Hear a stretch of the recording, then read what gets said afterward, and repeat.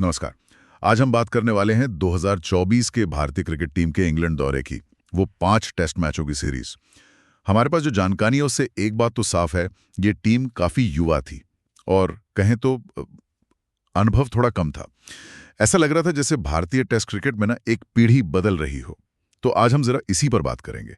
ये टीम इतनी खास क्यों थी, कौन से चेहरे अहम थे इसमें, और इस दौरे का मतलब क्या था भारतीय क्रिकेट के लिए। चलिए थोड़ा गहराई में जाते हैं इसके। तो शुरुआत करते हैं टीम की बनावट से। ये वाकई में एक अलग सी तस्वीर थी। हमारे पास जो रिपोर्ट्स हैं वो बताती है कि कई बड़े नाम जैसे विराट कोहली, पुजारा, रहाणे, रोहित शर्मा, ये सब या तो नहीं थे, मतलब आराम कर रहे थे, या शायद टीम में नहीं थे। इसका सीधा असर क्या हुआ? टीम में कई नए लड़के आ गए, ऐसे खिलाड़ी जिनका इंटरनेशनल टेस्ट एक्सपीरियंस खासकर इंग्लैंड जैसी जगहों पर लगभग जीरो था। हाँ बिल्कुल। और इसीलिए इसे युवा और कम अनुभवी टीम कहा जा रहा था। जो हमारे पास जानकारी है उसके हिसाब से टीम में कई खिलाड़ी 27 साल से कम के थे और कईयों ने तो पिछले 1-2 साल में ही डेब्यू किया था। अब आप सोचिए, इंग्लैंड में ड्यूक गेंद, स्विंग, सीम, वो खेलना वैसे ही मुश्किल है। और जब आपके पास कोहली या पुजारा जैसा कोई अनुभवी बैट्समैन ना हो जो एक एंड संभाल ले, तो मुश्किल और बढ़ जाती है। मतलब टीम के पास जो कुल मिलाकर इंग्लैंड में खेलने का अनुभव था ना, वो पिछली कई टीमों से काफी कम था। सीधी सी बात है। मतलब अनुभव का एक बड़ा गैप था जिसे भरना था। ऐसे में फिर जसप्रीत बुमराह जैसे सीनियर गेंदबाज या केएल राहुल अगर फिट होते तो उन पर डबल जिम्मेदारी आ जाती है। अपना खेल तो खेलना ही है, साथ में इन युवाओं को गाइड भी करना है। बिल्कुल। और ये कोई आसान काम नहीं था। स्रोत इसे एक तरह की अग्नि परीक्षा कह रहे हैं। इंग्लैंड में खेलना, वहां का माहौल, मीडिया का प्रेशर, ये सब किसी भी नए खिलाड़ी के लिए आप समझ सकती हैं कितना भारी पड़ सकता है।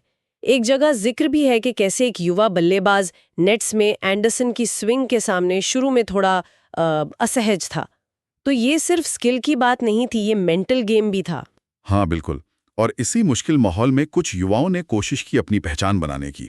जैसे यशस्वी जायसवाल का नाम बार बार आ रहा है। अपने अटैकिंग स्टाइल से ओपनिंग की उन्होंने। शुभमन गिल भी थे। हाँ, उनके पास थोड़ा अनुभव था पहले से, लेकिन इंग्लैंड में परफॉर्म करना उनके लिए भी जरूरी था। और फिर सरफराज खान, डोमेस्टिक में इतने रन बनाने के बाद आखिरकार मौका मिला। हाँ, सरफराज का आना काफी इंटरेस्टिंग था। विकेट कीपिंग में ध्रुव जुरेल नया चेहरा थे। गेंदबाजी में मुकेश कुमार दिखे, आकाशदीप ने डेब्यू किया।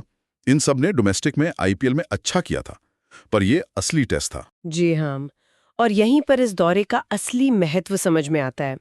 स्रोत इसे कई एंगल से देख रहे हैं। पहला तो ये कि ये भविष्य की टेस्ट टीम की नींव रखने जैसा था। मतलब सिलेक्टर्स ने इन युवाओं पर भरोसा दिखाकर एक तरह से सिग्नल दिया कि भाई हम अगले 5-7 साल की टीम बना रहे हैं। ये एक, आप कह सकती हैं, एक टेस्टिंग ग्राउंड था कि कौन प्रेशर झेल सकता है, कौन लंबी रेस का घोड़ा है। अच्छा। और दूसरा पहलू? दूसरा पहलू जो स्रोत उठा रहे हैं वो है मेंटल टफनेस का टेस्ट। इंग्लैंड की टीम उस टाइम अपने बेसबॉल के लिए जानी जा रही थी। हाँ, वो आक्रामक क्रिकेट। बिल्कुल। तो उस अटैकिंग क्रिकेट का सामना करना, वो भी इंग्लैंड में उनके क्राउड के सामने, ये इन युवा खिलाड़ियों के टेम्परामेंट का असली इम्तिहान था। सुनने में आया है कि भारतीय थिंक टैंक ने इसके लिए खास प्लान भी बनाए थे कि कैसे इसे काउंटर करना है। और तीसरी बात है स्ट्रैटेजी में बदलाव। ये दौरा दिखाता है कि मैनेजमेंट अब सिर्फ बड़े नामों के सहारे नहीं रहना चाहता था। वो नए टैलेंट को मौका देने को तैयार थे, एक ऐसी टीम बनाने की कोशिश जो किसी भी हाल में लड़ सके। अगर हम इसको बड़ी पिक्चर में देखें तो ये सिर्फ एक सीरीज नहीं थी, बल्कि इंडियन टेस्ट क्रिकेट के एक नए दौर की शुरुआत का, कह सकते हैं, एक अहम हिस्सा थी।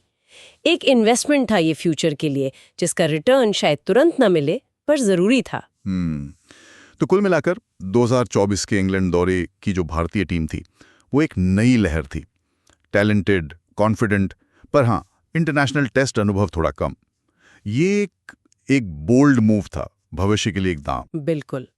और यहीं पर एक सवाल हम सुनने वालों के लिए छोड़ सकते हैं। स्रोत बताते हैं कि ऐसे मुश्किल दौरे जहां टीम थोड़ी अनुभवहीन हो, खिलाड़ियों के विकास के लिए जरूरी होते हैं।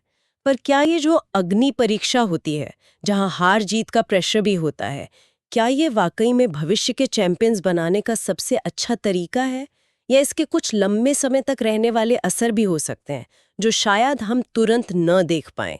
इस पर सोचने वाली बात है ये।